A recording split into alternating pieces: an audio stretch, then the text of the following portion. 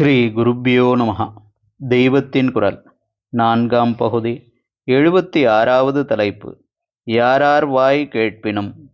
ஆதி காலத்தில் எப்படி படிப்பை ஜாதி சம்பந்தமில்லாமல் வைத்திருக்கிறார்கள் என்பது ஒரு கொள்கையிலிருந்து தெரிகிறது.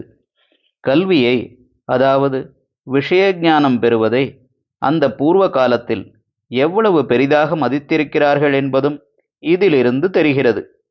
அதாவது ஒரு ஜாத்தியார் தங்களிடம் இல்லாத அல்லது முற்காலத்தில் இருந்து பிறகு நஷ்டப்பட்டு போன வித்யைகளை எந்த ஜாத்தியாரிடமிருந்தும் கற்றுக்கொள்ளலாம் என்று தர்மசாஸ்திரங்கள் தாராளமாக அனுமதித்திருக்கின்றன.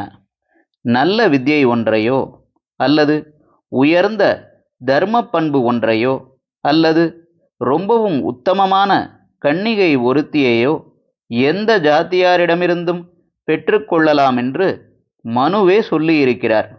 ஆனால் இதில் கன்னிகை விஷயம் மாத்திரம் இந்திரிய சம்பந்தமாக காதல் கீதல் என்று போய் அப்புறம் அதற்கு சப்பை கட்டு கட்டுவதற்காக அந்த கன்னிகைக்கு உத்தமமான சம்பத்தை கல்பித்து கிருத்திரிமங்கள் செய்ய இடங்கொடுத்து விடுமென்பதால் பிற்பாடு தர்மசாஸ்திரத்தில் இவ்விஷயத்தில் வர்ண தர்மத்துக்கு விரோதமாக போகவே கூடாது என்று வைத்து விட்டார்கள்.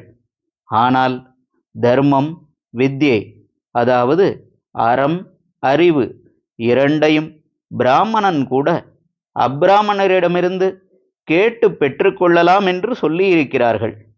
அறமும் அறிவு நூலால் வருவதே. அறிவு நூலின் பயனும் அறத்துக்கு உதவ வேண்டுவதே. ஆகையால் இவற்றை பிரித்து கூட சொல்லக்கூடாது.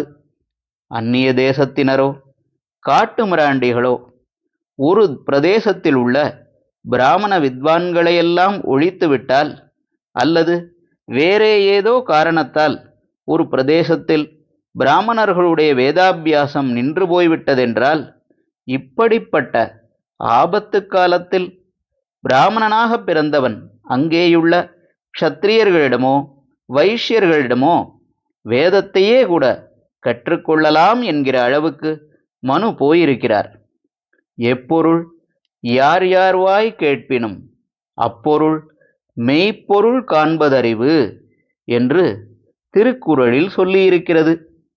எந்த விஷயமாகட்டும் அதை யார்தான் எடுத்துச் சொல்லட்டும், அதன் சரியான தாத்பரியம் என்னவென்று பார்த்து ஏற்றுக்கொள்வதே புத்திசாலித்தனம் என்று அர்த்தம்.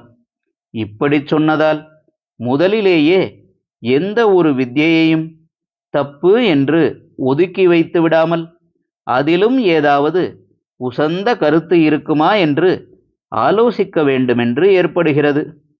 அதேபோல போயும் போயும் இவர்களிடமாக கற்றுக்கொள்வது, இவர்கள் சொல்லியா கேட்டுக்கொள்வது என்றெல்லாம் நினைக்காமல் சொல்வது யாராக வேண்டுமானாலும் இருக்கட்டும், சொல்வதில் தாத்பரியம் இருந்தால் எடுத்துக்கொள்வோம் என்று நினைக்க வேண்டுமென்றும் ஏற்படுகிறது.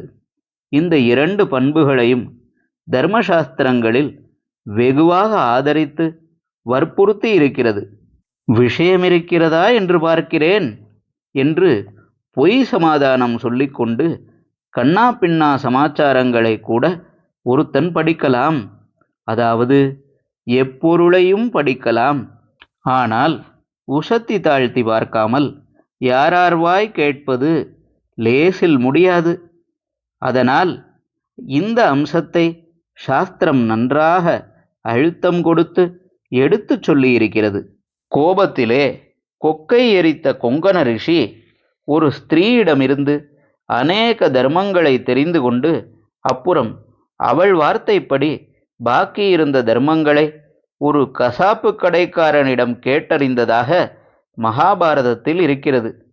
அந்த கதையை விட நம் பூர்வீகர்கள் அறிவுக்காக யாரார் வாய் கேட்கவும் தயாராயிருந்ததற்கு பெரிய சான்று வேண்டாம்.